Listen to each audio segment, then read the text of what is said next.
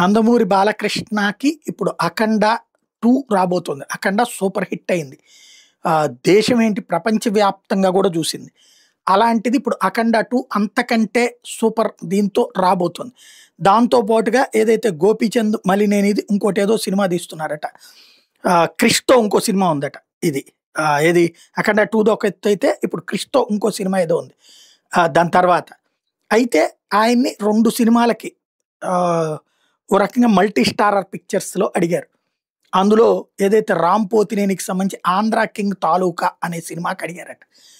చిట్ట చివరిదాకా ఆయన వస్తారని అంచనా వేశారు గానీ ఆయన నో చెప్పారట. అట్లాగే రజనీకాంత్ 'జైలర్‌లో' మొన్నటిసారి వివిధ రాష్ట్రాల హీరోల్ని, యాక్టర్లు అందులో ప్రొజెక్ట్ చేశారు కదా! అక్కడ బాలయ్యని అడిగారట. ఏదైతే 'వార్ 2' అడిగిన తరహాలో ఇక్కడ అడిగితే ఈ రెండిటికి కూడా వస్తారు అన్నటువంటి చివరిదాకా అంచనా వేసిన ఆయన నో చెప్పారట. దీంతో ఇప్పుడు కన్నడ స్టార్ ఉపేంద్రనేమో 'ఆంధ్ర కింగ్ తాలూకాకి' పెట్టుకుంటున్నారట.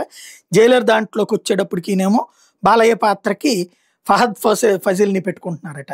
బాలయ్య మాత్రం ఏదో మెహర్బానీ కోసం లేకపోతే కనుక దేశవ్యాప్తంగా వచ్చేస్తుంది పేరు అని కాకుండా నేను తీసేదే దేశానికి పేరు అన్నటువంటి రూట్లోనే ఆయన సీరియస్‌గా, సిన్సియర్‌గా తనదైన ధోరణిలోనే నిర్ణయాలు తీసుకున్నారు.